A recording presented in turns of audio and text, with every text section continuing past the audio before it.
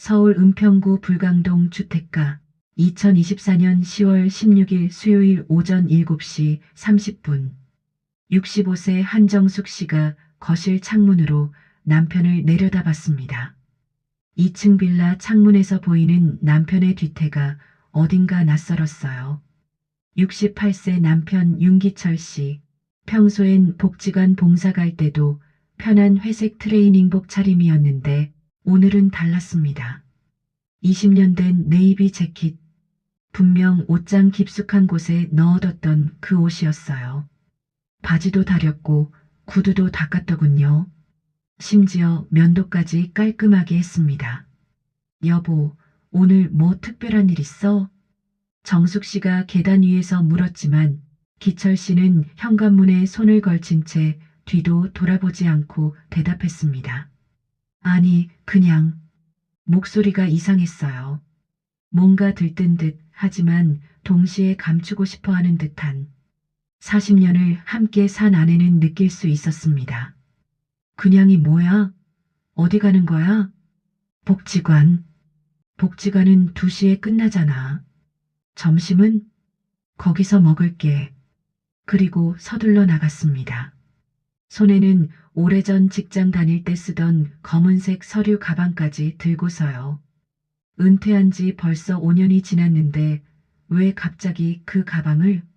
정숙 씨는 창문으로 남편이 골목길로 사라지는 모습을 지켜봤습니다. 가슴 한구석이 답답했어요. 이상한 예감이 들었습니다. 설마, 아니겠지. 이웃 72세 박명자 씨는 그날 아침 분리수거를 하다가 이상한 장면을 목격했습니다. 윤 선생님이 우리 집 앞을 지나가시더라고요. 그런데 복지관 가는 길이 아니라 완전 반대 방향이었어요. 연신내역 쪽으로요. 저한테 인사는 안 하시고 계속 휴대폰만 보시면서 걸어가시더라고요. 박명자 씨는 이상했습니다.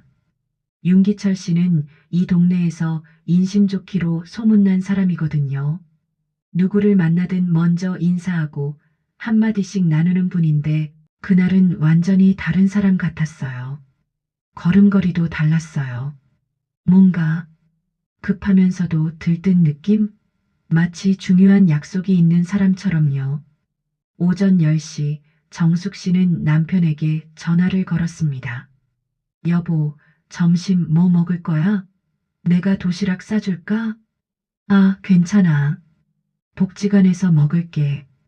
복지관에는 점심 안 나오는데? 편의점에서 사 먹으려고. 거짓말이었습니다. 남편은 절대 편의점 음식 안 먹는 사람이에요. 화학 첨가물 범벅이라며 항상 집밥만 고집했던 사람인데 오후 2시 정숙 씨는 불광동 복지관에 전화했습니다. 저기 윤기철 봉사자분 계세요? 아, 윤 선생님이요? 오늘 안 나오셨는데요? 네. 한 달 전부터 결석이 잦으세요. 혹시 어디 편찮으신가요? 정숙 씨는 말없이 전화를 끊었습니다. 손이 떨렸어요. 저녁 6시 20분 기철 씨가 돌아왔습니다. 복지관 봉사는 보통 오후 2시면 끝나는데 4시간이나 늦은 거죠. 늦었네? 응, 복지관 일 끝나고 이것저것 볼 일이 있어서. 또 거짓말이었습니다. 정숙 씨는 알았어요. 남편은 거짓말할 때 눈을 마주치지 못하거든요. 시선이 자꾸 옆으로 흔들리고 오른손으로 귀를 만지는 버릇이 있습니다. 40년을 함께 산 사람인데 그걸 모를 리 없죠. 볼 일이 뭔데? 그냥 은행도 갔다 오고 약국도 들렀다 오고. 은행은 뭐하러? 통장 정리. 약국은? 소화제 좀 사려고. 정숙 씨는 더 이상 묻지 않았습니다. 물으면 물을수록 거짓말만 늘어날 것 같았어요. 저녁을 먹는 내내 남편은 휴대폰을 계속 확인했습니다. 밥 한 숟가락 뜨고 휴대폰 확인. 또 한 숟가락 뜨고 휴대폰 확인. 평소엔 식사 중에 휴대폰 절대 안 보는 사람인데 휴대폰 좀 그만 봐요. 응? 아, 미안. 하지만 5분 뒤 또 보더군요. 그날 밤 새벽 1시 15분, 정숙 씨는 잠들지 못하고 누워 있었습니다. 남편은 옆에서 자는 듯 했어요. 띠링, 띠링. 휴대폰 카톡 알림음이 2번 울렸습니다. 새벽 1시가 넘은 시간에 누가 문자를 보내는 걸까요? 기철 씨는 자는 척했지만 사실 깨어 있었습니다. 5분쯤 지나자 슬며시 일어나더니 화장실이라고 중얼거리며 휴대폰을 들고 나갔어요. 15분이 지나도 돌아오지 않았습니다. 정숙 씨는 침대에서 일어나 화장실 문 앞으로 갔습니다. 문틈 사이로 불빛이 새어나왔어요. 작은 웃음소리도 들렸습니다. 웃고 있어? 새벽 1시에? 가슴이 철렁 내려앉았습니다. 40년 전 그 기억이 떠올랐어요. 남편이 30대 중반이었을 때 직장에서 여자 후배와 가까워졌던 그 시절 말이죠. 그때도 이랬어요. 밤늦게 전화 오고 휴대폰 들고 화장실 가고 혼자 웃고 아니야, 이미 다 지나간 일이야. 용서했잖아. 68살 노인네가 무슨 스스로를 다독였지만 65세의 마음은 25세 때처럼 쉽게 진정되지 않았습니다. 다음 날 목요일, 금요일, 토요일 이상한 일은 계속됐습니다. 목요일은 평소처럼 집에 있었지만 계속 휴대폰만 봤어요. 웃기도 하고 뭔가 열심히 타이핑도 하고 금요일은 또 나갔습니다. 역시 재킷 차림으로 친구 만나러 간다고 했지만 어느 친구인지는 말하지 않았어요. 토요일 오전 10시 또 나가려고 하더군요. 오늘은 어디 가요? 산책. 산책? 혼자? 응. 같이 갈까? 아니, 괜찮아. 나 혼자 좀 걷고 싶어. 정숙 씨는 더 이상 참을 수 없었습니다. 당신 요즘 이상해요. 뭐가? 복지관도 안 가고, 거짓말하고, 휴대폰만 보고. 대체 뭐 하는 거예요? 아무것도 아니야. 아무것도 아닌데 왜 숨겨요? 기철 씨는 대답하지 않고 현관문을 나섰습니다. 정숙 씨는 그 자리에 주저앉았습니다.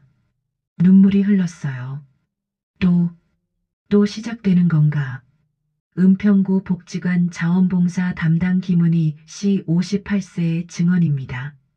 윤기철 어르신은 정말 모범적인 분이세요. 5년째 저희 복지관에서 노인 식사 배식 봉사를 하시는데 단 한 번도 지각이나 결석이 없으셨어요. 비가 와도 눈이 와도 꼭 나오셨거든요. 그런데 10월 둘째 주부터 갑자기 결석이 잦아지기 시작했어요. 전화드리면 몸이 안 좋아서 또는 집안일이 있어서라고만 하시고 근데 이상한 건 목소리는 오히려 밝으셨어요. 아픈 사람 목소리가 아니었어요. 걱정되어서 사모님께 전화드렸는데 사모님도 모르시는 것 같더라고요. 대체 68세 윤기철 씨에게 무슨 일이 일어난 걸까요? 40년 결혼 생활 끝에 다시 피어난 의심의 씨앗. 그 진실은 누구도 예상하지 못한 것이었습니다. 이 이야기는 슬프게 끝나지 않습니다. 오히려 여러분의 마음을 따뜻하게 만들 겁니다. 끝까지 함께 해주세요. 의심의 시작. 10월 셋째 주 목요일 아침, 정숙 씨는 빨래를 개다가 남편의 재킷 주머니를 확인했습니다. 혹시나 하는 마음에. 그리고 작은 메모지를 발견했어요. 수요일 오전 10시, 연신내역 2번 출구. 연신내, 복지관은 불광동에 있는데 연신내는 정반대 방향이에요. 지하철로 새 정거장이나 떨어진 곳입니다. 메모지를 자세히 보니 여자 글씨체였습니다. 동그랗고 예쁜 글씨. 남자가 쓴 글씨는 아니었어요. 정숙 씨의 손이 떨렸습니다. 40년 전 그때도 이랬어요. 남편의 주머니에서 발견한 영화표 반장, 여자 향수 냄새가 살짝 배어있던 셔츠. 그리고 낯선 전화번호가 적힌 명함. 또 시작되는 건가? 금요일 아침 정숙 씨는 남편에게 조심스럽게 물었습니다. 여보, 요즘 어디 아픈 데는 없어? 병원 가는 거야? 아니, 왜? 요즘 자주 나가시길래. 혹시 건강검진이라도 받으러 가는 건가 싶어서. 아니야. 건강해. 아니면 복지관 말고 다른 데도 봉사 가는 거야? 기철 씨는 잠시 말을 멈췄습니다. 3초 정도의 침묵. 그리고 대답했어요. 응, 그래. 연신내 쪽에 새로 생긴 경로당에서 도와달래서. 거짓말이었습니다. 정숙 씨는 확신했어요. 남편은 거짓말할 때 오른쪽 귀를 만지는 버릇이 있거든요. 40년 동안 변하지 않은 습관입니다. 그래, 무슨 봉사인데? 그냥 이것저것, 이것저것이 뭐야? 점심 배식이랑 설거지. 거기는 몇 시에 끝나? 2시쯤? 그런데 왜 6시에 들어와? 이것저것 할 일이 있어서. 또 이것저것. 구체적인 대답을 피하는 거죠. 딸의 발견. 그날 오후 40대 딸 윤지혜 씨가 갑자기 찾아왔습니다. 엄마, 아빠 어디 가셨어요? 응, 봉사 가셨어.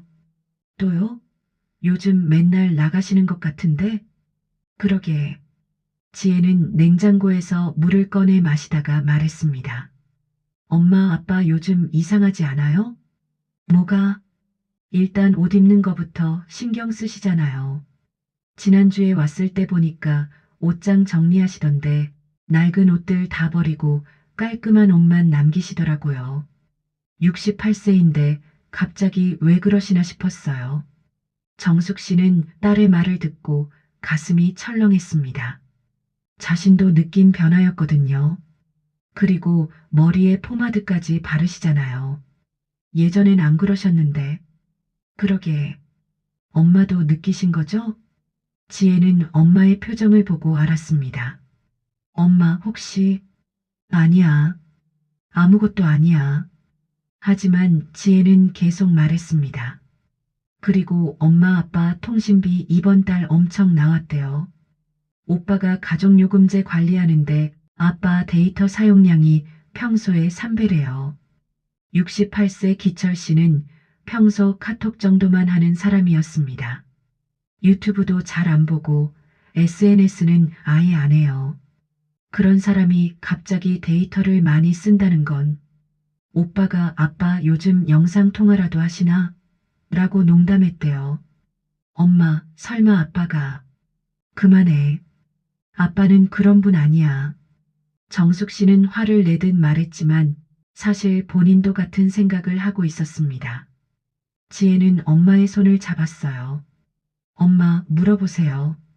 그냥 두면 더 이상해질 것 같아요. 알았어. 하지만 물어볼 용기가 나지 않았습니다. 만약 최악의 대답을 듣게 된다면? 40년 결혼 생활이 무너지는 걸 보게 된다면? 이웃의 증언. 같은 동네 경로당을 다니는 70세 최순덕 씨의 증언입니다. 저는 윤기철 선생 부부를 20년 넘게 봐왔어요. 같은 빌라에 살거든요. 참 금슬도 좋고 모범적인 부부였어요. 싸우는 소리 한번 들어본 적 없고 항상 함께 장 보러 가고 산책도 같이 하고 그랬거든요. 근데 요즘 윤 선생이 경로당에도 안 나오시고 혼자 뭔가 바쁘신 것 같더라고요. 최순덕 씨는 2주 전 이상한 장면을 목격했다고 합니다. 불광천에서 윤 선생님을 마주쳤어요.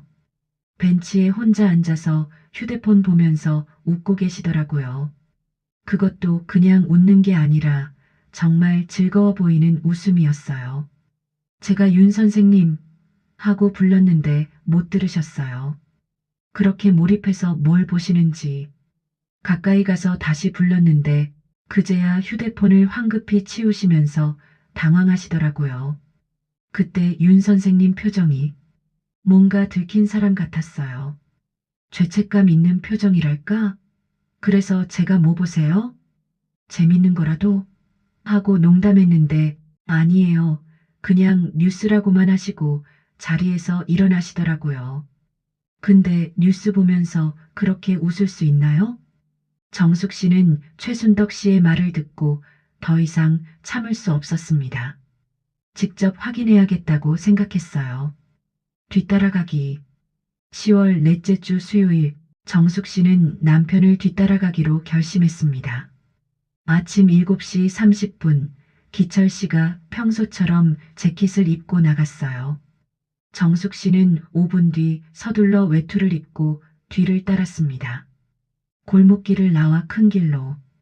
기철 씨는 불광역 방향이 아니라 연신내역 방향으로 걸어갔어요. 정숙 씨는 거리를 두고 따라갔습니다. 가슴이 두근거렸어요. 연신내역 2번 출구. 기철 씨는 지하철역 앞 벤치에 앉았습니다.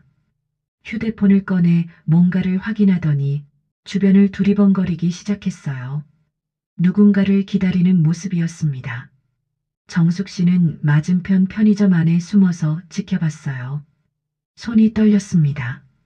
10시 5분 한 여자가 나타났습니다. 65세쯤 되어 보이는 단정한 옷차림의 여자. 흰색 블라우스에 베이지색 가디건, 검은색 슬랙스. 짧은 머리를 단정하게 빗어 넘긴 모습이었어요. 기철 씨는 그 여자를 보자 벌떡 일어났습니다. 그리고 손을 흔들었어요. 마치 오랜만에 만난 반가운 사람처럼. 두 사람은 악수를 했습니다. 그리고 함께 역 근처 카페로 들어갔어요. 정숙 씨는 그 자리에 얼어붙었습니다. 다리에 힘이 풀렸어요. 저 여자는 누구지? 30분쯤 지나서 카페 창문으로 두 사람의 모습이 보였습니다. 마주 앉아서 커피를 마시며 이야기하고 있었어요. 기철 씨는 계속 웃고 있었고 여자도 즐거워 보였습니다. 정숙 씨는 더 이상 볼 수 없어서 돌아섰습니다. 집으로 돌아오는 길 눈물이 멈추지 않았어요. 결정적 증거. 그날 저녁 정숙 씨는 남편이 샤워하는 사이 휴대폰을 확인했습니다. 하지 말아야 할 짓인 줄 알았지만 참을 수 없었어요. 비밀번호는 남편 생일. 쉽게 열렸습니다. 카톡 목록에 정미선이라는 이름이 있었습니다.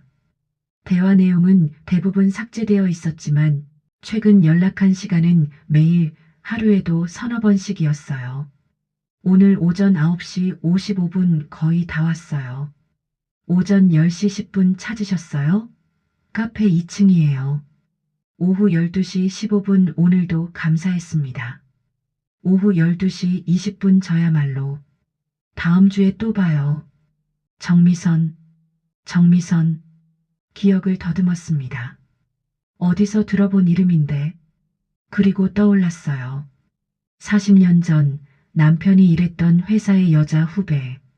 그때 나이가 25이었으니 지금은 65. 아. 정숙 씨는 휴대폰을 놓고 그 자리에 주저앉았습니다. 온몸에 힘이 빠졌어요. 사진 폴더를 확인했습니다. 최근 사진들. 카페에서 찍은 사진이 몇 장 있었어요. 정미선으로 보이는 여자가 커피잔을 들고 웃고 있는 모습. 그리고 불광천에서 찍은 사진. 단풍이 든 나무 아래에서. 연락처를 확인했습니다. 정미선의 전화번호가 저장되어 있었고 통화 기록을 보니 이번 달에만 37통화. 평균 통화 시간 15분. 37통화. 15분. 정숙 씨는 눈물을 흘리며 휴대폰을 원래 자리에 놓았습니다. 샤워실에서 물소리가 들렸어요. 곧 남편이 나올 것 같았습니다. 침대에 누워 눈을 감았습니다. 자는 척했어요. 남편이 나왔고 옆에 누웠습니다. 자고 있어? 대답하지 않았습니다. 대답하면 울음이 터질 것 같았어요. 1차 반전 40년 전 기억. 그날 밤 정숙 씨는 잠들지 못했습니다. 40년 전 기억이 생생하게 떠올랐어요. 1985년 여름 기철 씨는 당시 다니던 무역회사에서 신임 여직원 정미선을 만났습니다. 대학을 갓 졸업한 25세 여자, 밝고 똑똑한 후배였어요. 키도 크고 예뻤습니다. 둘은 같은 팀에서 일하게 됐고 자주 야근을 했습니다. 1980년대 무역회사는 야근이 일상이었거든요. 정숙 씨는 그때 둘째 아이를 임신 중이었어요. 첫째 아들이 3살, 뱃속에는 둘째. 입덧이 심해서 제대로 된 식사도 못 챙겨줬죠. 하루 종일 토하고 누워만 있었습니다. 기철 씨는 점점 늦게 들어오기 시작했고 향수 냄새가 나기 시작했습니다. 처음엔 무심코 지나쳤어요. 회사 여직원들 향수 냄새겠거니 했죠. 하지만 점점 이상했습니다. 주말에도 회사에 나가고 전화도 자주 오고 웃는 얼굴이 많아졌어요. 집에선 피곤하다며 말이 없다가도 전화만 오면 밝아지더군요. 결정적인 날은 1986년 3월 15일이었어요. 회사 회식이 있다던 날, 기철 씨가 새벽 3시에 들어왔습니다. 완전히 취해서 말도 제대로 못하는 상태였죠. 현관에서 구두를 벗다가 쓰러졌어요. 정숙 씨가 부축해서 침대에 눕혔습니다. 미안해. 정말 미안해. 기철 씨는 그날 밤 계속 사과했습니다. 눈물까지 흘리면서 뭐가 미안한데? 정숙 씨가 물었지만 대답이 없었어요. 그냥 계속 미안해, 미안해 반복할 뿐이었습니다. 나는 그 사람이 너무 더 이상 말하지 못했습니다. 그대로 잠들어 버렸어요. 하지만 정숙 씨는 알았습니다. 무슨 일이 있었는지, 남편의 마음이 다른 곳으로 갔다는 것을. 다음 날 아침 남편이 깨어났을 때 정숙 씨는 조용히 물었습니다. 그 정미선이라는 후배 말이야. 기철 씨의 얼굴이 새하얗게 변했어요. 어떻게? 회사에서 전화 왔을 때 들었어. 당신이 미선아라고 부르는 거. 미안해. 뭐가 어떻게 된 거야? 기철 씨는 한참을 말하지 못했습니다. 그리고 천천히 입을 열었어요. 아무 일도 없었어. 그냥 마음이 흔들렸던 거야. 정미선이가 밝고 활발해서 너는 임신해서 힘들어하고 나는 회사 일로 스트레스 받고 도망치고 싶었어. 도망치고 싶어서 다른 여자를 본 거야? 미안해. 정말 미안해. 하지만 아무 일도 안 했어. 영화 한 번 같이 보고 커피 몇 번 마신 게 전부야. 정숙 씨는 울면서 물었습니다. 그 사람을 사랑해? 아니야. 사랑하는 건 너뿐이야. 거짓말. 진짜야. 나는 너랑 아이들을 사랑해. 정미선이는 그냥 동료일 뿐이야. 정미선은 그의 여름 회사를 그만뒀습니다. 다른 회사로 이직했다고 들었어요. 그리고 40년 동안 소식이 없었습니다. 정숙 씨는 그 일을 용서했다고 생각했습니다. 시간이 지나면서 점점 흐릿해졌고 남편도 정말 성실하게 가족을 위해 살아왔으니까요. 승진도 포기하고 지방 발령도 거절하고 오직 가족만 봤습니다. 하지만 완전히 지워지지는 않았어요. 마음 한구석에 작은 상처로 남아 있었습니다. 남편이 조금만 늦게 들어와도 휴대폰을 조금만 자주 봐도 그때 생각이 났어요. 현재로 돌아와. 40년 만에 다시 만난 거야? 정숙 씨는 어둠 속에서 혼자 중얼거렸습니다. 65세의 나이에 질투를 느끼는 자신이 한심했어요. 이제 할머니인데 머리도 하얗게 새고 주름도 가득한데 그런데도 마음은 25살 때와 똑같았습니다. 나는 평생 이 사람만 봤는데 가슴이 답답했습니다. 숨이 막혔어요. 40년을 함께 살았는데 이제 와서 다시 그 사람이라니. 복지관 관장의 증언.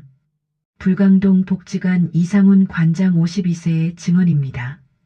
윤기철 어르신은 정말 모범적인 분이세요. 5년 동안 단 한 번도 지각이나 결석 없이 봉사하셨어요. 노인분들 식사 배식하시고 설거지하시고 말동무도 해주시고 어르신들이 다 좋아하셨거든요. 이 관장은 한 달 전부터 윤기철 씨의 변화를 느꼈다고 합니다. 처음엔 가족 일이 있다고 하셨어요. 한두 번은 괜찮죠. 그런데 계속 결석하시니까 걱정되더라고요. 전화드려도 잘 안 받으시고 받으셔도 죄송합니다. 다음 주엔 꼭 나갈게요라고만 하시고 한 번은 사모님께 전화드렸어요. 혹시 어르신 편찮으신가요? 라고 여쭤봤더니 사모님께서 아니요, 건강하세요 라고 하시더라고요. 그런데 목소리가 많이 힘들어 보이셨어요. 울고 계신 것 같기도 하고 아들의 관찰, 42세 아들 윤준호 씨가 추석 연휴에 부모님 댁을 방문했을 때였습니다. 아버지, 요즘 뭐 하세요? 응, 그냥 복지관 봉사하고 산책하고 어머니 말씀으로는 요즘 바쁘시다던데요? 아, 그게 이것저것 볼 일이 있어서 준호는 아버지의 눈빛이 흔들리는 걸 봤습니다. 뭔가 숨기는 게 있다는 확신이 들었어요. 저녁 식사 후 준호는 부엌에 있는 어머니에게 조용히 물었습니다. 엄마, 아버지 요즘 이상하지 않아요? 무슨 일 있어요?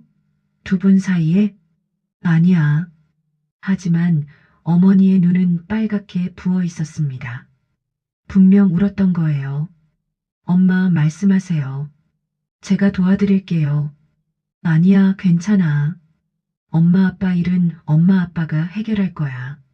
준호는 거실로 돌아와 아버지를 관찰했습니다. 아버지는 소파에 앉아 휴대폰만 보고 있었어요. 계속 웃으면서 뭔가 재밌는 걸 보는 것 같았습니다. 저렇게 웃는 아버지 얼굴, 오랜만에 보는데 준호는 불안했습니다. 분명 뭔가 잘못되고 있었어요. 이 채널은 앞으로도 이런 진짜 사람들의 이야기, 삶 속에서 발견하는 작은 교훈들을 꾸준히 전해드립니다. 오늘 이야기가 마음에 와닿으신다면 구독과 좋아요로 응원해주세요. 여러분의 관심이 더 깊고 진솔한 이야기를 만드는 힘이 됩니다. 2차 반전 정미성과의 재회. 이야기는 한 달 전으로 거슬러 올라갑니다. 10월 초 기철 씨는 불광천을 산책하다가 우연히 한 여자를 만났습니다. 저 혹시 윤기철 차장님 아니세요? 낯익은 목소리. 기철 씨는 뒤돌아봤어요. 65세쯤 되어 보이는 여자가 서 있었습니다. 정미선? 맞아요. 저예요, 정미선. 40년 만에 재회였습니다. 정미선은 많이 늙었지만 여전히 밝은 미소를 가지고 있었어요. 어머, 차장님도 여기 사세요? 응, 불광동에. 너는? 저 연신내에 살아요. 오늘 산책하다가 여기까지 왔어요. 둘은 불광천 벤치에 앉아 이야기를 나눴습니다. 결혼은 했어? 네, 했었어요. 10년 전에 이혼했어요. 아, 그랬구나. 아들 하나 있는데 지금 미국에서 일해요. 1년에 한 번 볼까 말까 해요. 정미선의 목소리가 조금 슬펐습니다. 차장님은? 사모님 건강하세요? 응, 건강해. 아이들도 잘 크고. 부러워요. 40년 동안 함께 하신 거죠? 응. 정미선은 잠시 침묵했다가 말했습니다. 차장님, 그때 정말 미안했어요. 그때 40년 전에요. 제가 너무 철없었어요. 차장님은 가정이 있는 분인데 저는 제가 사모님께 많이 상처를 드렸을 거예요. 기철 씨는 고개를 저었습니다. 아니야. 나도 잘못했어. 마음을 제대로 정리하지 못해서. 그래도 평생 미안하게 생각했어요. 둘은 1시간 정도 이야기를 나눴습니다. 40년 전 회사 이야기, 동료들의 근황, 지금의 삶에 대해서요. 헤어질 때 정미선이 말했습니다. 차장님, 혹시 다음에 또 만날 수 있을까요? 혼자 사는 게 외로워서 옛 동료라도 만나면 좋을 것 같아서요. 기철 씨는 잠시 망설였습니다. 하지만 정미선의 외로운 표정을 보니 거절할 수 없었어요. 그래. 그날 이후로 둘은 일주일에 한두 번씩 만나게 됐습니다. 주로 연신내역 근처 카페에서 커피를 마시며 이야기를 나눴어요. 불륜이나 연애 감정 같은 건 전혀 없었습니다. 그저 60대 중반의 외로운 두 사람이 옛 추억을 나누는 것뿐이었죠. 하지만 기철 씨는 아내에게 말하지 못했습니다. 말하면 오해할 거야. 40년 전 그 일 때문에 상처받았던 사람인데 그렇게 한 달이 지났습니다. 아내의 고통. 11월 첫째 주 목요일 새벽 3시 정숙 씨는 더 이상 참을 수 없었습니다. 남편이 깊이 잠든 사이 조용히 일어나 남편의 휴대폰을 가져왔어요. 손이 떨렸습니다. 이러면 안 되는데. 하지만 비밀번호를 입력했습니다. 카톡을 열었어요. 정미선과의 대화. 대부분 삭제되어 있었지만 며칠 전 대화가 남아 있었습니다. 차장님, 오늘도 감사했어요. 나야말로. 이야기 들어줘서 고마워. 차장님 덕분에 요즘 많이 좋아졌어요. 다행이네. 너무 혼자 있지 마. 네. 차장님도 사모님께 잘해드리세요. 항상 그러고 있어. 부러워요. 40년 동안 한 사람만 사랑받은 사모님이. 정숙 씨는 마지막 문장을 읽고 눈물을 흘렸습니다. 40년 동안 한 사람만 사랑받은 사모님. 과연 그럴까요? 정말 남편은 자신만 사랑한 걸까요? 사진 폴더를 확인했습니다. 연신내 카페에서 찍은 사진. 정미선이 커피잔을 들고 웃고 있는 모습이었어요. 사진을 보낸 사람은 정미선이었고 남편이 저장한 것이었습니다. 왜 이 사진을 저장한 거야? 또 다른 사진. 불광천에서 단풍을 배경으로 찍은 사진. 정미선 혼자 찍은 것 같았어요. 검색 기록을 확인했습니다. 65세 여자 선물 추천. 노년 우울증 증상. 혼자 사는 노인 위로 방법. 정숙 씨는 휴대폰을 덮고 화장실로 갔습니다. 그리고 소리 없이 울었어요. 나는 뭐였던 거야? 40년 동안. 결정적 대면 준비. 11월 둘째 주 월요일 저녁 정숙 씨는 더 이상 참을 수 없었습니다. 여보, 우리 얘기 좀 해야겠어. 저녁 식사를 마친 후였습니다. 기철 씨는 설거지를 하고 있었어요. 무슨 얘기? 당신 요즘 누구 만나? 기철 씨의 손이 멈췄습니다. 접시를 잡은 손에서 힘이 빠졌어요. 뭔 소리야? 정미선 씨 말이야. 40년 만에 다시 만났지? 어떻게 알았어? 정숙 씨는 눈물을 참으며 말했습니다. 다 봤어. 휴대폰도 사진도 대화도. 그리고 당신이 그 사람 만나러 가는 것도 직접 봤어. 정수가. 대답해줘. 두 분 무슨 사이야? 기철 씨는 수세미를 놓고 정숙을 바라봤습니다. 아무 사이도 아니야. 거짓말. 진짜야. 그냥 옛 동료일 뿐이야. 옛 동료를 일주일에 2번씩 만나?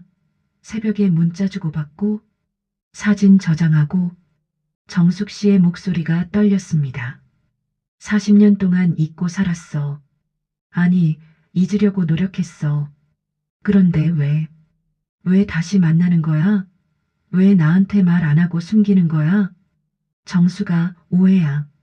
정말 아무것도 아니야. 아무것도 아니면 왜 숨겨? 왜 거짓말해?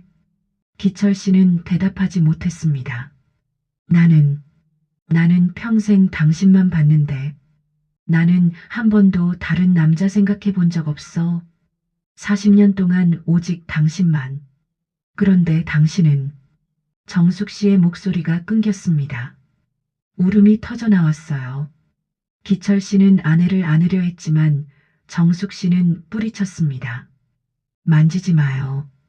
정수가 제발 내 말 좀 들어줘. 싫어요.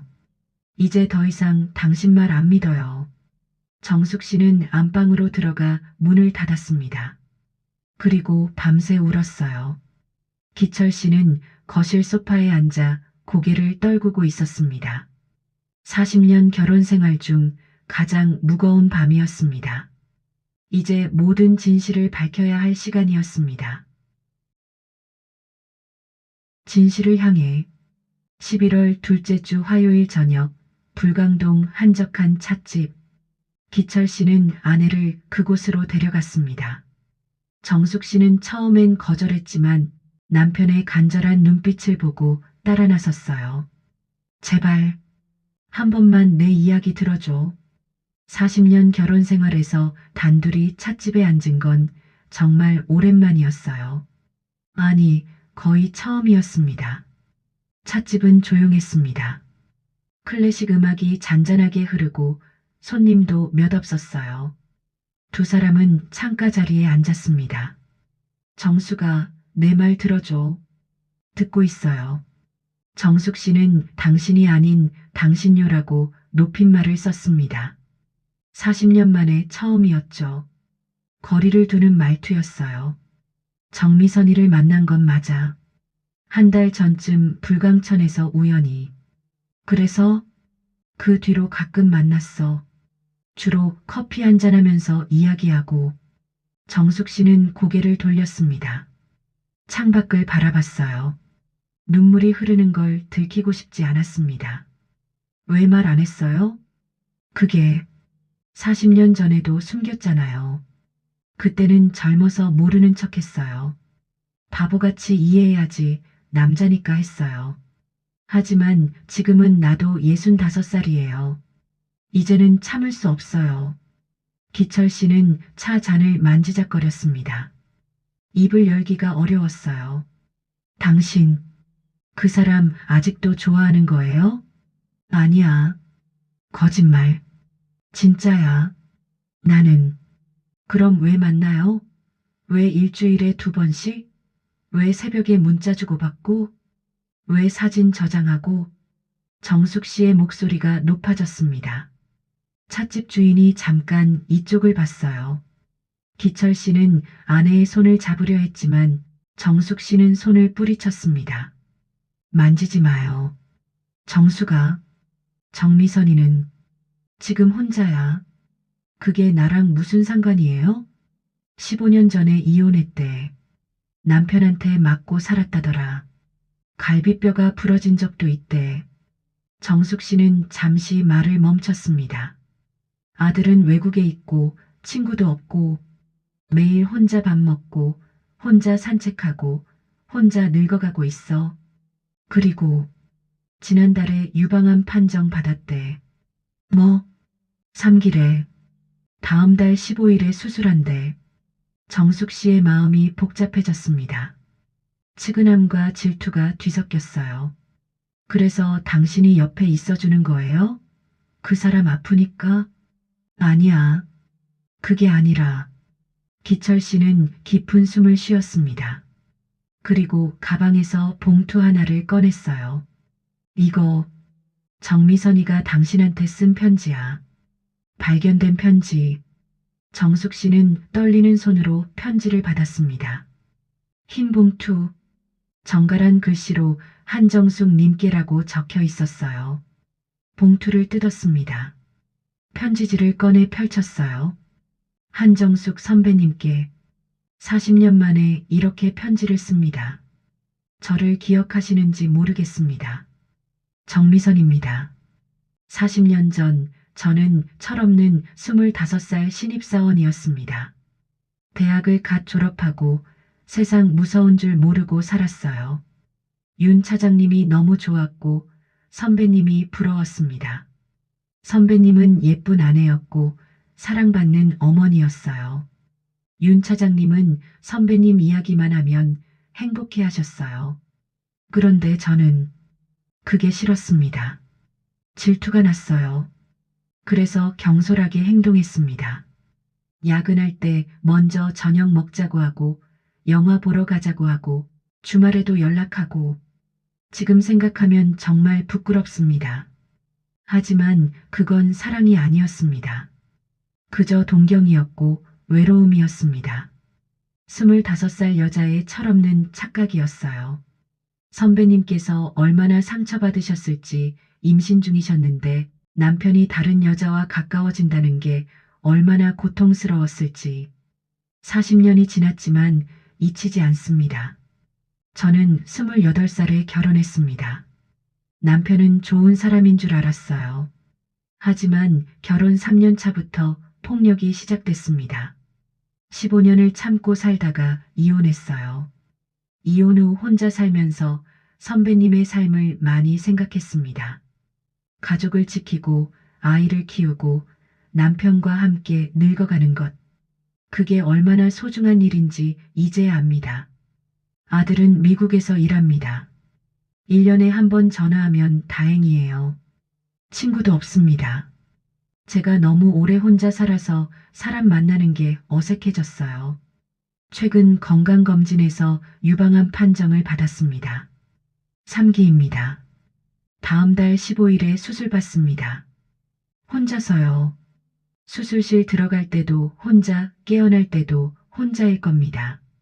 죽음이 두렵지는 않습니다. 어차피 혼자니까요. 하지만 수술 전에 꼭 전하고 싶었습니다. 선배님, 정말 죄송합니다. 40년 동안 마음에 담아두고 살았는데 이제야 용기를 내봅니다. 그리고 윤 차장님을 꼭 잘 붙들고 사세요. 그분은 정말 선배님만 사랑하는 사람입니다. 40년 동안 만나면서 확신했어요. 그분의 눈에는 오직 선배님만 있더라고요. 저는 이제 알았습니다. 40년 동안 누군가와 함께한다는 게 얼마나 대단한 일인지, 그게 진짜 사랑이라는 걸 다시 한번 진심으로 사과드립니다. 그리고 선배님의 행복을 기원합니다. 부디 건강하시고 남은 인생 행복하게 사세요. 정미선 올림. 추신 윤 차장님한테 부탁해서 이 편지를 전합니다. 직접 찾아뵙고 싶었지만 더 이상 폐를 끼치고 싶지 않아서요. 용서해 주시면 감사하겠습니다. 못 해주셔도 괜찮습니다. 제가 용서받을 자격이 없다는 걸 아니까요. 정숙 씨는 편지를 읽으며 눈물을 흘렸습니다. 찻집 테이블 위로 눈물이 똑똑 떨어졌어요. 기철 씨는 조용히 티슈를 건넸습니다. 남편의 진심.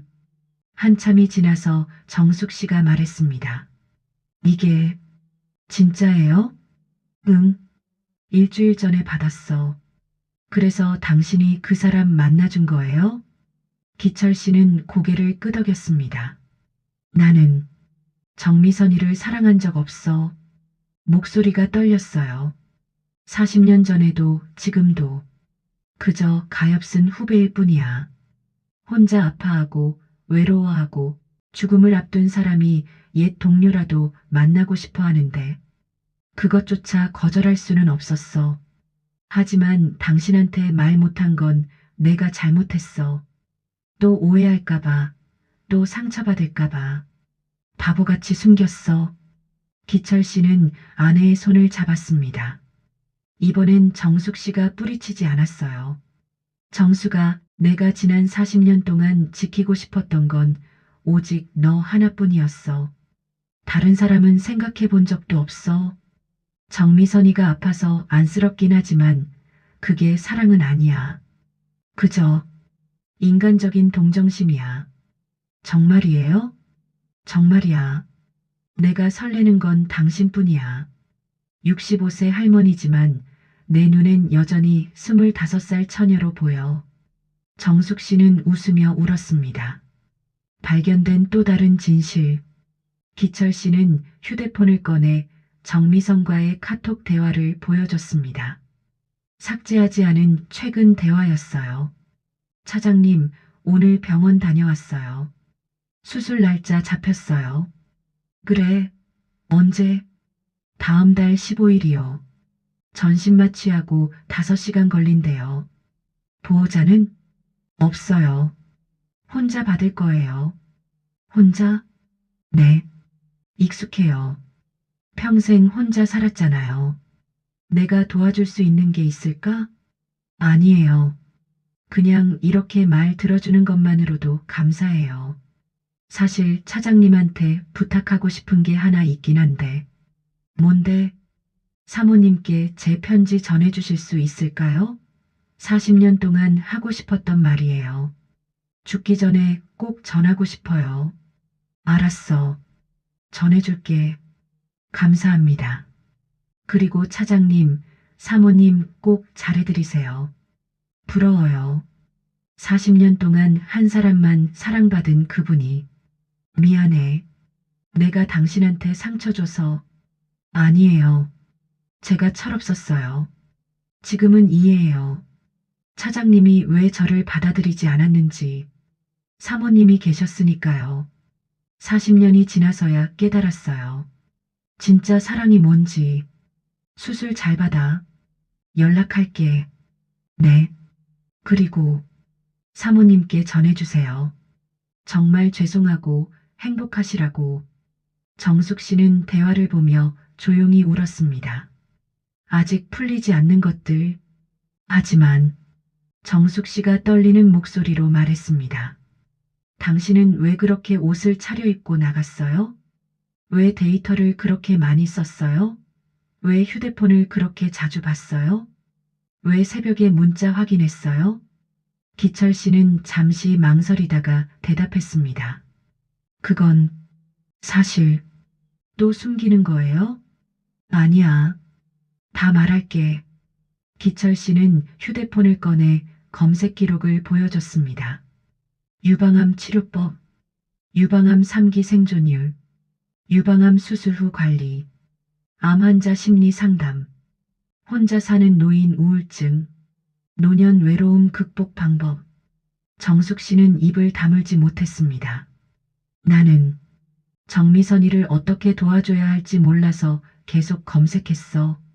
의사도 아니고 가족도 아니고 그저 옛 동료로서 위로라도 해주고 싶었어.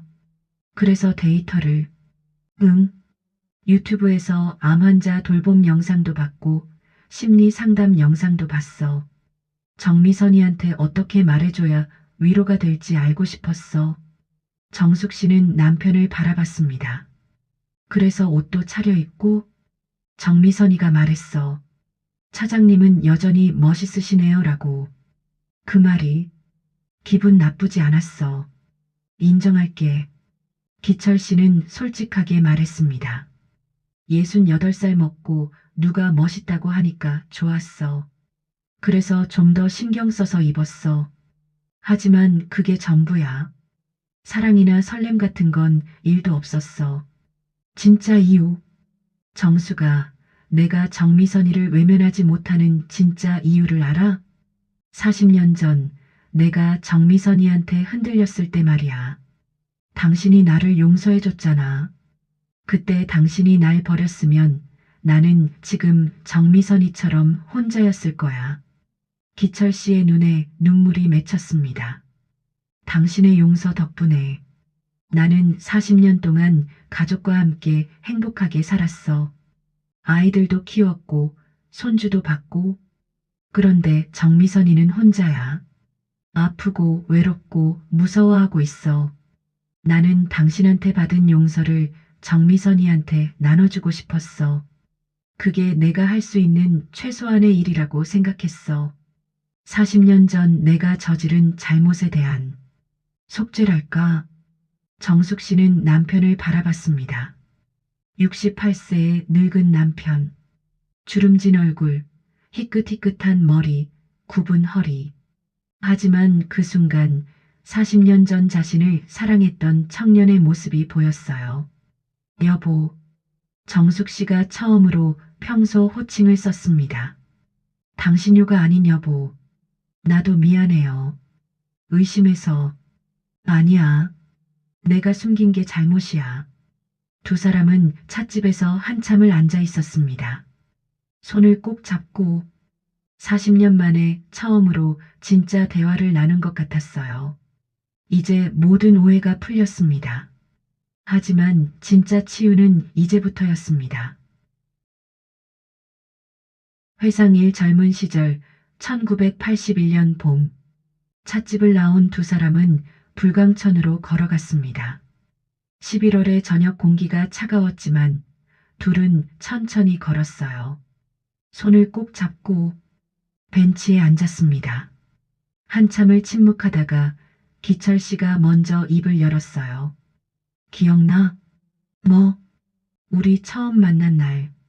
정숙 씨는 고개를 끄덕였습니다.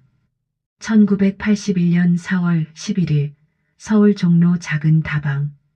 28세 윤기철과 25세 한정숙은 맞선으로 만났습니다. 기철은 무역회사에 입사한 지 3년 차였고 정숙은 은행 창구에서 일하고 있었어요. 첫인상 어땠어요? 솔직히 별로였어. 뭐, 너무 조용해 보였거든. 인사하고 앉아서도 말이 없었잖아. 나는 활발한 남자가 좋았는데, 나도 당신이 별로였어. 너무 까칠해 보였거든. 웃지도 않고. 두 사람은 웃었습니다. 40년 만에 처음 하는 솔직한 대화였어요. 그런데 왜 결혼했어요? 당신 웃는 얼굴 보고 마음이 바뀌었어. 두 번째 만났을 때 남산 올라가면서 당신이 웃었잖아. 땀 흘리면서 숨 차하면서도 계속 웃더라. 그 웃음이 너무 순수해 보였어. 나는 당신 손이 좋았어. 손? 응. 크고 따뜻한 손. 내리막길에서 처음 손 잡았을 때. 아, 이 사람이면 평생 날 지켜줄 수 있겠다 싶었어. 기철 씨는 아내의 손을 다시 잡았습니다. 이제는 주름진 손. 하지만 여전히 따뜻했어요. 1981년 11월 7일, 우리 결혼했지. 응, 토요일이었어. 신혼집은 불광동 반지하 월세방. 방 하나에 부엌 딸린 5평짜리. 보증금 50만 원에 월세 5만 원. 당신 월급이 35만 원이었으니까 월세 내면 30만 원. 그거 가지고 둘이 살았어. 그때는 정말 가난했지? 응. 하지만 행복했어. 정숙 씨는 그때를 떠올렸습니다. 저녁마다 당신이 돌아오면 나는 현관에서 기다렸잖아. 그러면 당신이 날 안아주고. 응. 매일 그랬지. 주말에는 남산 올라가고 한강 산책하고 돈 없어서 데이트도 그것밖에 못했어. 그래도 좋았어. 당신이랑 함께라서. 두 사람은 잠시 침묵했습니다. 젊은 시절의 추억이 따뜻했어요. 회상 이중년의 위기 1986년 봄. 그런데 1986년에 모든 게 바뀌었지. 정숙 씨가 조용히 말했습니다. 기철 씨는 고개를 끄덕였어요. 1986년 3월 기철이 35세, 정숙이 32세였을 때 둘째 아이를 임신한 정숙은 입덧이 심해 제대로 밥도 못 먹었습니다. 기철은 그때 회사에서 과장으로 승진했고 신임 여직원 정미성과 같은 팀이 됐어요. 그때 왜 흔들렸어요? 정숙 씨가 40년 만에 처음으로 직접 물었습니다. 기철 씨는 한참을 침묵했습니다. 그리고 천천히 입을 열었어요. 피곤했어. 회사 일은 늘어나고 책임은 무거워지고 스트레스는 쌓이고 집에 오면 당신은 아프고 첫째는 울고 빨래는 쌓여 있고 도망치고 싶었어. 아빠라는 짐, 남편이라는 책임. 모든 게 무겁게 느껴졌어. 정숙 씨는 눈물을 참으며 들었습니다. 정미선이는 밝았어. 회사에서 웃고 농담하고 에너지가 넘쳤어. 25살의 청춘이었지. 나한테 차장님은 멋있어요 라고 말하고 차장님이랑 일하면 재밌어요 라고 했어. 그래서 좋았어요? 응, 인정할게. 집에서 못 느끼는 걸 회사에서 느낀 거야. 나도 아직 젊구나. 나도 아직 매력 있구나. 그런 착각. 기철 씨는 고개를 숙였습니다. 하지만 정말 아무 일도 없었어. 영화 한 번 같이 보고 커피 몇 번 마신 게 전부야. 손 한 번 안 잡았어. 키스도 포옹도 없었어. 알아요. 알아? 당신 그런 사람 아니잖아요. 마음이 흔들렸던 거지 행동으로 옮긴 건 아니라는 거 알아요. 당신은 너무 착해요. 그게 문제예요. 정숙 씨의 목소리가 떨렸어요. 하지만 마음이 흔들린 것만으로도 충분히 아팠어요. 나는 입덧으로 죽을 것 같은데 당신은 다른 여자 생각하고 있었잖아요. 나는 거울 볼 때마다 취해 보였어요. 배는 나오고 얼굴은 푸석하고 머리는 헝클어지고 그런데 그 정미선이라는 여자는 예쁘고 젊잖아요. 정수가 그때 나는 생각했어요. 아, 나는 이제 여자가 아니구나. 그냥 아내고 엄마일 뿐이구나 라고. 정숙 씨는 40년 동안 참았던 말을 쏟아냈습니다. 거울 볼 때마다 울었어요. 나도 예쁘게 꾸미고 싶다. 나도 당신한테 멋진 아내로 보이고 싶다. 그런 생각했어요. 하지만 임신 중이니까 화장도 못하고 머리도 못하고 그냥 늘어진 옷만 입고 기철 씨는 아내의 손을 꽉 잡았습니다. 그때의 선택. 그런데 왜 나를 용서했어? 기철 씨가 물었습니다.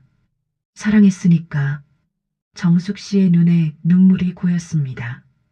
그리고 당신이 진심으로 후회하는 걸 봤어요. 매일 밤 잠꼬대로 미안해라고 하더라고요. 3개월 동안. 그랬어? 응. 나는 잠 안 온다고 거짓말하고 밤새 당신 얼굴 봤어. 당신이 얼마나 괴로워하는지 보였어. 눈물 흘리면서 자더라고요. 기철 씨는 아무 말도 할 수 없었습니다. 그때 결심했어요. 이 사람을 놓치면 안 되겠다. 5년을 함께 살았는데 아이도 둘인데 내가 조금 더 노력하면 되겠다고. 정수가 바보 같죠? 잘못한 건 당신인데 내가 더 노력하겠다고. 더 예쁘게 꾸미고 더 밝게 웃고 더 좋은 아내가 되겠다고. 미안해. 정말 미안해. 기철 씨는 울었습니다. 68세 노인이 불광천 벤치에서 소리내어 울었어요. 회상 3, 40년의 세월. 그 뒤로 어떻게 살았는지 알아요? 정숙 씨가 조용히 말했습니다. 매일 불안했어요. 당신이 늦게 들어오면 혹시 또? 라고 생각했고 휴대폰 보면 누구랑 연락하나? 라고 의심했어요. 회사 회식 간다고 하면 여자 직원도 있나? 라고 물었고 주말에 나간다고 하면 어디 가는 거야? 라고 확인했어요. 몰랐어. 당신이 모르게 했으니까요. 40년 동안 참았어요. 웃는 얼굴로 잘 다녀와 맛있게 먹어 했어요. 하지만 속으로는 계속 불안했어요. 기철 씨는 충격을 받았습니다. 왜? 왜 말 안 했어? 말하면 당신이 미안해 할까봐. 그리고 나도 당당하고 싶었어요. 나는 당신을 믿는다고. 정숙 씨는 40년 동안 숨겨왔던 진심을 쏟아냈습니다. 하지만 완전히 지워지지는 않았어요. 상처는 아물었지만 흉터는 남았어요. 비 오는 날이면 또 아프듯이 가끔씩 그때 생각나면 가슴이 아팠어요. 기철 씨는 아내를 안았습니다. 불광천 벤치에서 68세와 65세의 부부가 껴안고 우는 모습을 본 산책객들은 눈시울을 붉혔습니다. 남편의 고백. 한참을 울고 나서 기철 씨가 말했습니다. 나는 정말 몰랐어. 떨리는 목소리였어요. 당신이 40년 동안 그렇게 힘들어했는지. 나는 당신이 진짜로 용서했다고 믿었어. 다 잊었다고 생각했어. 용서는 했어요. 하지만 잊지는 못했어요. 미안해. 내가 너무 둔했어. 기철 씨는 눈물을 닦았습니다. 나는 40년 동안 당신만 봤어. 정말이야. 다른 여자는 눈에 들어오지도 않았어. 회식 가도, 동창회 가도, 복지관 가도, 오직 당신만 생각했어. 정미선이를 다시 만났을 때도 그랬어. 아, 이 사람 불쌍하다 그 생각밖에 없었어. 사랑이나 설렘 같은 건 일도 없었어. 정말이야. 정말이에요? 정말이야. 내가 설레는 건 당신뿐이야. 65세 할머니지만 내 눈엔 여전히 25살 처녀로 보여. 정숙 씨는 웃으며 울었습니다. 거짓말쟁이. 나 지금 주름투성이잖아. 주름진 얼굴도 예뻐. 흰머리도 예뻐. 다 예뻐. 눈물샘 자극 포인트 5개. 포인트 1 숨겨진 희생. 정수가 나 고백할 게 있어. 뭔데요? 1992년에 내가 지방으로 발령 갈 뻔했던 거 기억나? 응, 그때 당신이 거절했잖아. 거절한 게 아니야. 당신 때문에 거절한 거야. 무슨 말이에요? 기철 씨는 깊은 숨을 쉬었습니다. 회사에서 내게 울산 발령을 제안했어. 부장 승진하고 월급도 50% 오르는 조건이었어. 나는 가려고 했어. 가족 다 데리고 가서 더 좋은 환경에서 살려고. 그런데 당신이 그때 유산했잖아. 셋째를 임신했다가 유산하고. 너무 힘들어하더라. 병원에 입원하고 우울증도 왔고. 정숙 씨는 그때를 떠올렸습니다. 35살 때 셋째를 임신했다가 4개월 만에 유산했던 그때 회사에 말했어. 아내가 힘들어해서 갈 수 없습니다라고. 그래서 승진 기회를 놓쳤어. 부장 달기까지 5년이 더 걸렸지. 왜 말 안 했어요? 말하면 당신이 미안해할까봐. 당신은 이미 충분히 힘들었잖아. 유산으로 몸도 마음도 힘든데 내가 승진 못했다는 걸 알면 더 괴로워할 것 같았어. 정숙 씨는 남편의 손을 꽉 잡았습니다. 포인트 2 건강을 숨긴 아내. 나도 고백할 게 있어요. 정숙 씨가 말했습니다. 5년 전에 나 갑상선암 수술했어요. 뭐, 그런 일이? 조기 발견이어서 수술하고 바로 나았어요. 당신한테 말 안 한 건 걱정시키고 싶지 않아서. 기철 씨는 입을 다물지 못했습니다. 그때 혼자 병원 가서 검사받고 혼자 수술받고 혼자 회복했어요. 당신은 복지관 봉사 간다고 나간 사이에. 정수가 왜? 그때 생각했어요. 내가 죽으면 이 사람은 어떻게 살까? 그래서 더 살아야겠다고 생각했어요. 이 사람이 혼자 밥 먹고 혼자 늙어가는 모습 보기 싫었어요. 두 사람은 함께 울었습니다. 포인트 3 자식들을 위한 거짓말. 우리 애들도 몰라요.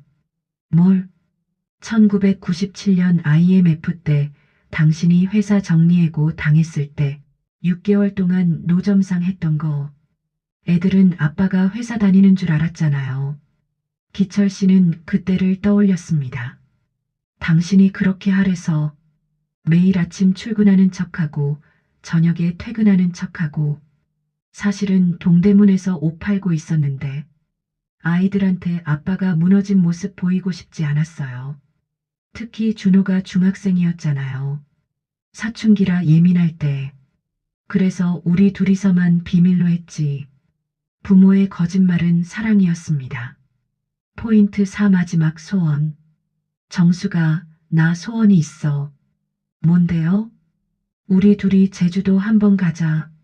신혼여행도 제대로 못 갔잖아. 정숙 씨는 그때를 떠올렸습니다.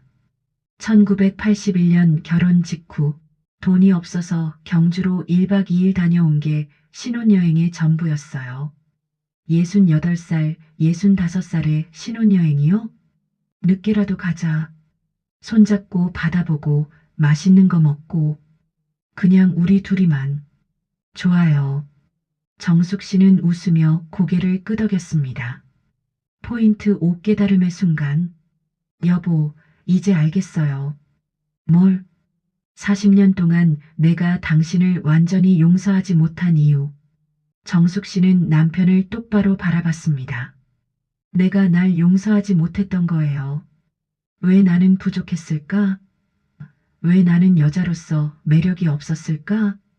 계속 나를 탓했어요. 정수가. 하지만 이제 알아요. 당신은 나를 사랑했고 지금도 사랑하고 있다는 거. 내가 부족했던 게 아니라 우리가 그때 힘들었던 거였어요. 젊었고 서툴렀고 배울 기회가 없었던 거예요. 기철 씨는 아내를 꼭 안았습니다. 맞아. 우리가 서툴렀던 거야. 하지만 지금은 알아. 진짜 사랑이 뭔지. 40년을 함께 한다는 게 얼마나 대단한 일인지. 불광천에 석양이 지고 있었습니다. 68세와 65세의 부부가 껴안고 우는 모습을 본 사람들은 발걸음을 멈추고 지켜봤어요. 그리고 조용히 박수를 쳤습니다. 40년 만에 진짜 화해였습니다. 불광천의 산책. 11월 셋째 주 토요일 오후 3시 불광천. 윤기철 씨와 한정숙 씨가 천천히 걷고 있습니다. 손을 꼭 잡고요. 단풍이 떨어진 길을 따라 걸었어요. 손 따뜻하네. 당신 손도. 두 사람은 40년 전 데이트하던 그때처럼 걸었습니다. 다른 점이 있다면 머리는 하얗게 새고 걸음은 느려졌고 허리는 굽었다는 것. 하지만 손을 잡은 그 순간만큼은 20대 청춘이었습니다. 여보, 저기 벤치 앉아요. 둘은 불광천이 보이는 벤치에 앉았습니다. 가을 햇살이 따뜻했어요. 이제 어떻게 할 거예요? 정숙 씨가 물었습니다. 뭘? 정미선 씨, 당신이 괜찮으면 가끔 만나려고. 수술 전까지만. 정숙 씨는 잠시 생각하다가 말했습니다. 나도 같이 가요. 뭐? 혼자 아픈 사람이잖아요. 당신 혼자 보내기보다 우리 같이 가는 게 나을 것 같아요. 기철 씨는 아내를 놀란 눈으로 바라봤습니다. 괜찮아요. 이제는 안 무서워요. 당신이 나만 사랑한다는 거 알았으니까. 그리고 나도 65살이에요. 혼자 아픈 사람의 외로움이 얼마나 무서운지 알아요. 정미선과의 만남. 다음 주 수요일 오전 10시 연신내 작은 카페. 기철 씨와 정숙 씨가 함께 정미선을 만났습니다. 사모님? 정미선은 깜짝 놀라며 자리에서 일어났습니다. 얼굴이 창백해졌어요. 안녕하세요, 정미선 씨. 정숙 씨는 차분하게 인사했습니다. 편지 잘 받았어요. 40년 동안 마음 아프셨죠? 죄송합니다. 정미선은 고개를 숙이며 눈물을 흘렸습니다. 아니에요. 이제는 괜찮아요. 우리 모두 젊었고 서툴렀으니까요. 정숙 씨는 정미선의 손을 잡았습니다. 정미선은 놀라서 정숙을 바라봤어요. 수술 잘 받으세요. 우리가 응원할게요. 사모님, 어떻게? 수술날 저희도 병원 갈게요. 혼자 수술밖에 둘 수 없죠. 정미선은 소리내어 울었습니다. 세 사람은 2시간 동안 이야기를 나눴습니다. 40년 전 이야기, 지금의 삶, 그리고 미래에 대해서요. 이제는 적도 경쟁자도 아닌 그저 인생의 동료로서. 헤어질 때 정미선이 말했습니다. 사모님, 정말 부러워요. 40년 동안 한 사람과 함께하는 것. 그게 진짜 사랑이에요. 저는 이제야 깨달았어요. 정숙 씨가 대답했습니다. 40년을 함께한다는 건 쉬운 일이 아니에요. 싸우고 울고 미워하고 용서하고 그 과정이 다 사랑이에요. 가족으로의 확산. 주말 윤기철 씨 집에 자녀들이 모였습니다. 42세 아들 준호와 40세 딸 지혜, 그리고 손주들까지.